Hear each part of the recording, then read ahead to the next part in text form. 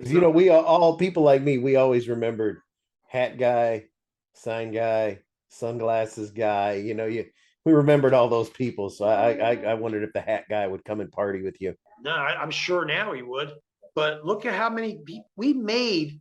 We made people and made talent and made fans become talent. I mean, they're hat guy, sign guy.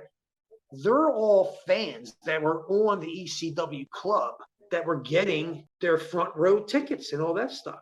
You know what I'm saying? And that's all it came down to.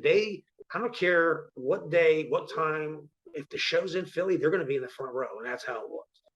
And those guys always were there for us.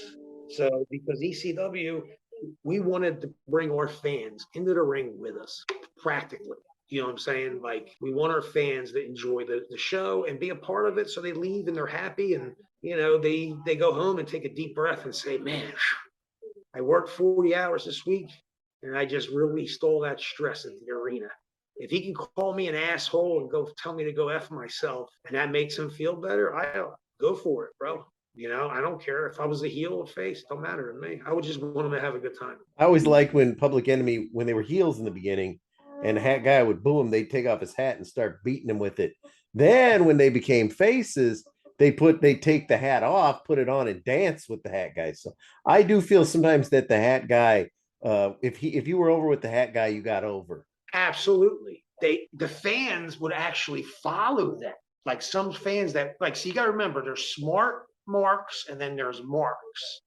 He was a smart mark. Like, he understood the business, he understood what we were doing, and he loved being involved. So when that happened, I'm sure like the fans that weren't smart like he was, that were just there, would actually follow them.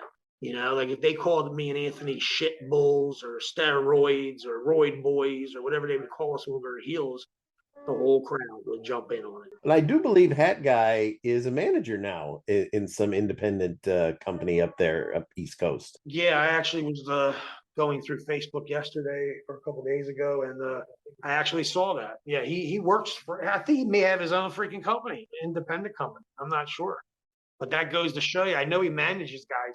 So I mean, he went from being a fan to now being in the business. All because of that hat. That hat and their Hawaiian shirts they would always wear. Yeah. Yeah, we always remembered him, and sometimes you would see him in Philly and WWE shows too. So you can tell he was just a fan.